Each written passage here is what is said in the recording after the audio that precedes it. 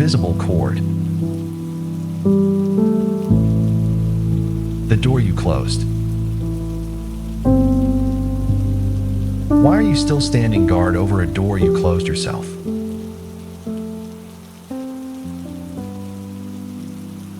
It's 3 in the morning. The room is dark. Only the light of the phone on your face. Only the rain finding the window. You blocked the number. You deleted the photos. You swore it was over. And still, your thumb finds its way back to his profile, the way a tongue keeps returning to a missing tooth.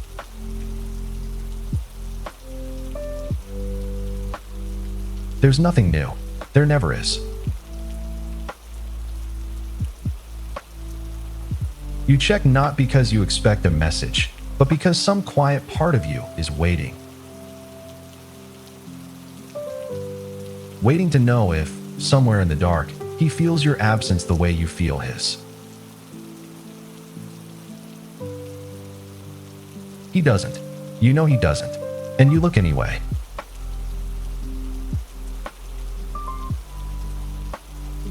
You are not weak for this. You are not broken, no matter what the morning version of you will say.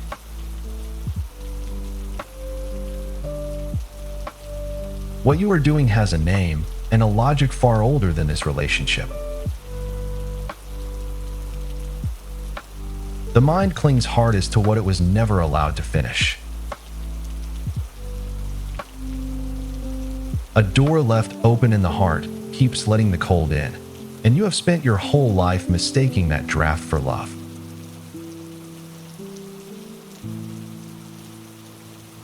You think you do this because you still love him. But what if the reason is much older than he is?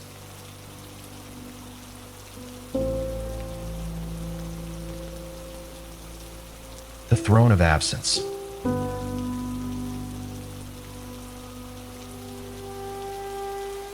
Here is the cruel arithmetic of cutting someone off. You removed him from your days, and somehow he took up more of your mind than before. You wanted silence, and the silence filled with his voice. The mind treats not thinking about something as a task, and to perform it, it must first hold the forbidden thing in plain view. Try not to picture a white bear, and the bear walks in. Every time you push him out, you first invite him in, just to know who it is you're pushing. So you patrol the border. And in patrolling it, night after night, you keep him at the very center of the country you were trying to free. This is what no one warns you about. The mind also refuses to release what was left unfinished. A story without an ending stays open, scratching at the door. And your story with him has no ending, only a door you slammed, a question you never got to ask, an apology that never came.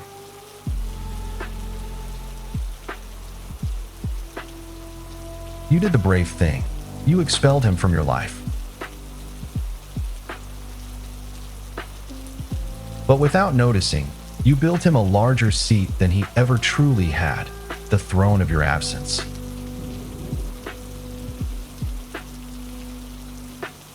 You gave the ghost more room than the man. And on that throne, perhaps, sits someone other than who you think.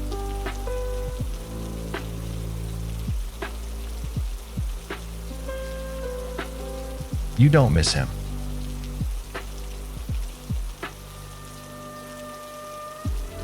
Sit with that line, because everything turns on it. Let me say something that may feel like a slap before it feels like relief. You don't miss him.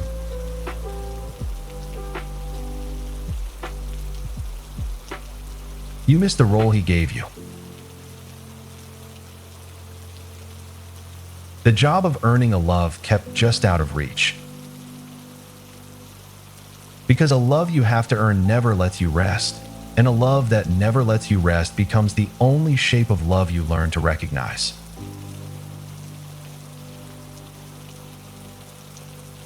Think about how it actually felt. The cold spells, then the warmth, the withdrawal, then the sudden affection that made the cold worth surviving. That pattern was not an accident, and it was not your fault.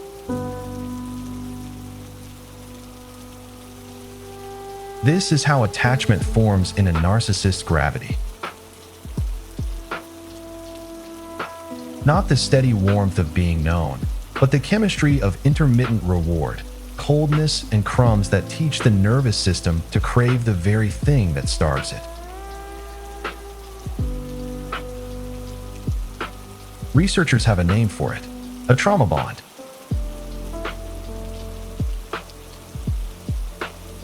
You called it the love of your life.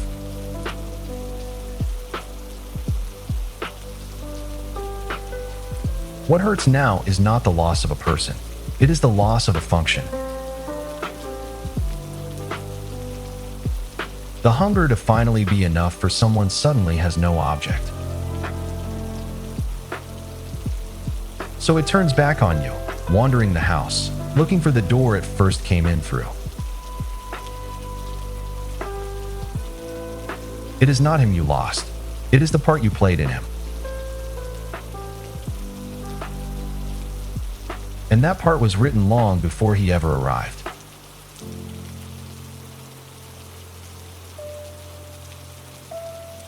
The child who learned to watch. So let us go back, not to him, further back. To the first house, the first hallway. The first time you learned to listen for footsteps before you had even learned to speak. A child raised by a parent who could not see her learns a strange and brilliant skill. She learns to watch.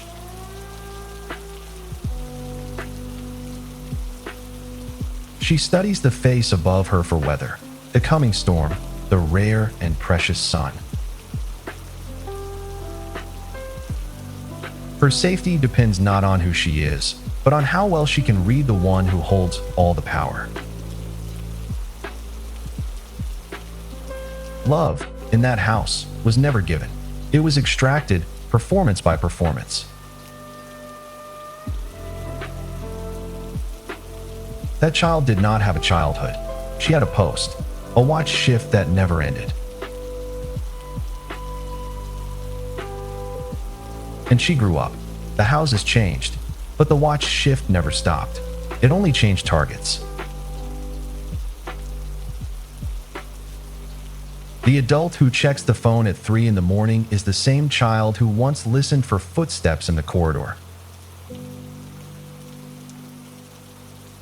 trying to know whether tonight it would be safe to simply exist.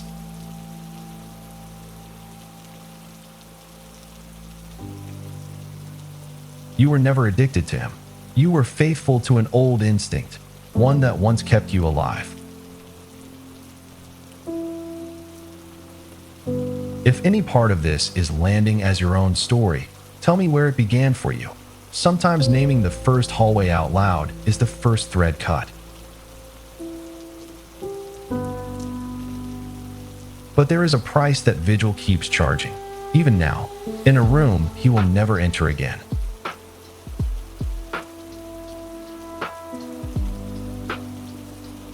The bill you're still paying.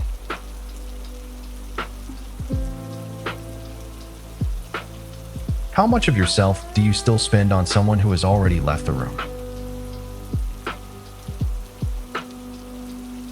Attention may be the most finite thing you own. and you have been spending a quiet fortune on a ghost. You don't pay with presents anymore. You pay in another currency, the one that leaves no receipt. The first thought of the morning. The imagined conversation in the shower, where you finally say what you never got to say, and he finally understands.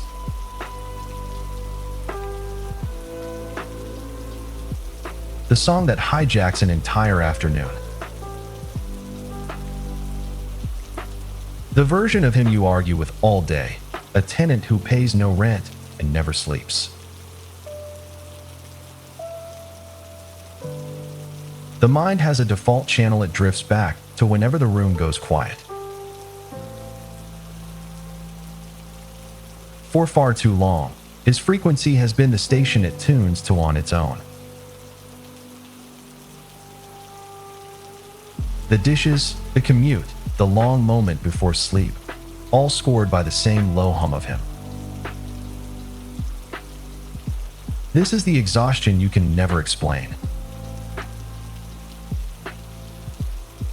You're not doing anything, and yet you are so tired. People tell you to rest, and rest doesn't touch it. You're tired because you've been working a second job no one can see, the daily maintenance of a ghost. You don't pay with presents anymore. You pay with attention.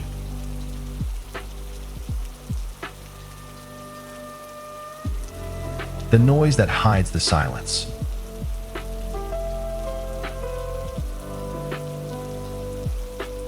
And so, to stop paying, you do the only thing the mind knows how to do with the silence it fears.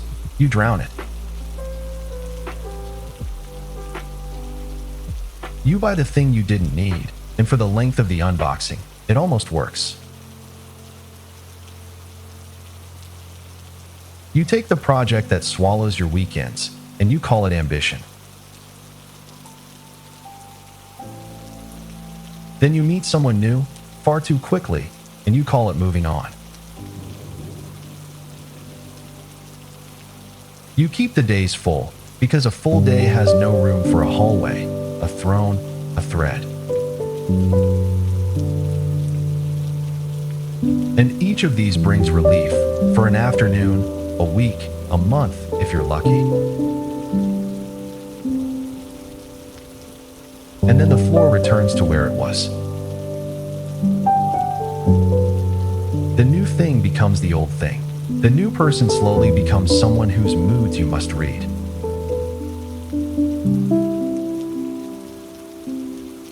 The mind drags you back to where you began. There is a study you should know. Researchers left people alone in a bare room with nothing but their thoughts. Many of them, given the choice, chose to give themselves a painful electric shock rather than sit in the stillness a few minutes longer. Read that again, slowly.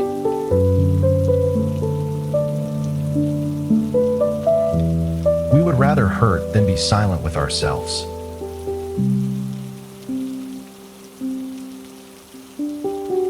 And so we never stay long enough to hear what the silence has been trying to say. You think you're moving forward, but maybe you're only making enough noise not to hear the empty room.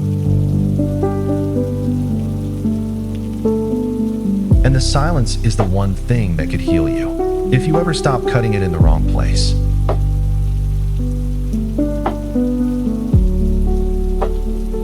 The cord comes from your chest.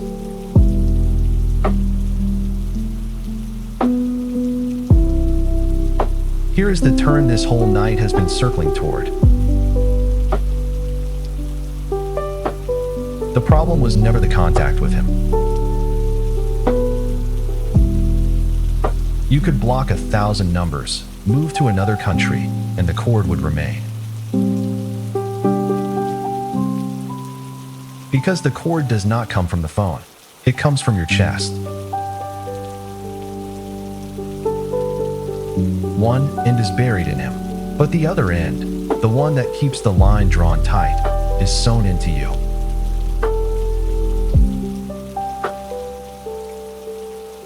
This is why the forgiveness everyone keeps urging on you has been so misunderstood. It is not about excusing him. It does not require him to deserve it, to apologize, or to even know it happened. Forgiveness, the kind that frees you, is quieter and far more selfish. It is the act of cutting the thread, not to release him, to release the hand that has been holding it. Yours.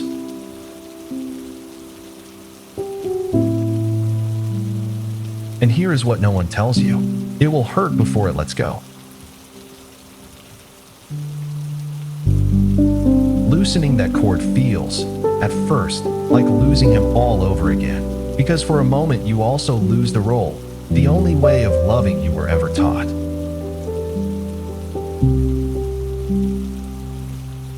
You will feel the slack open in your chest and mistake it for emptiness. You may reach for the phone one more time, just to feel the line pull tight, because tension, at least, is a kind of company. The scissors do not move toward the hand far away in the fog. They move toward your own chest.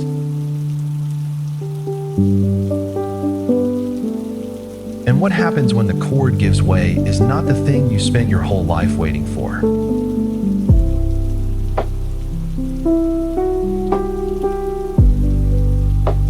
When the silence stops hurting.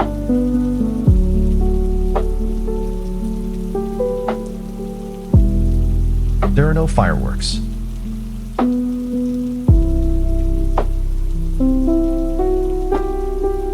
That is the secret no one prepares you for. You keep waiting for a moment of triumph, a confession, an apology, the satisfaction of being missed at last. You believe the proof you've healed will arrive from his direction, like weather coming in from across the sea.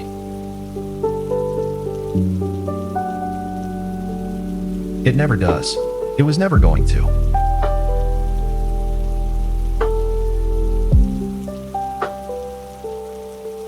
Instead, there is an ordinary night you won't even notice at first. The same room, 3 in the morning. The phone on the table, its screen dark. And you simply do not reach for it. Not because you're forcing yourself, but because somewhere along a road you can't quite locate, the question just stopped being asked. The silence that once felt like abandonment now feels like space. The empty room is no longer an abyss to be filled. It is yours. The child who learned to watch the hallway has finally closed her eyes.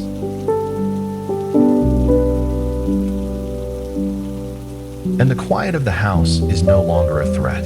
It is rest. This is the only real sign that it worked. And it happens in you, never in him. If you are still on this road, still standing guard at a door you closed, stay close. This channel is a quiet room for people learning to sit in their own silence without flinching. You don't have to do it alone tonight. You spent your whole life trying to be seen by someone who could not see you back. The silence did not abandon you. It waited, in the dark at the foot of the bed, until you could finally see yourself alone.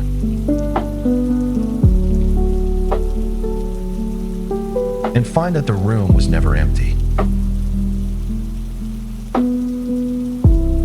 You were always in it that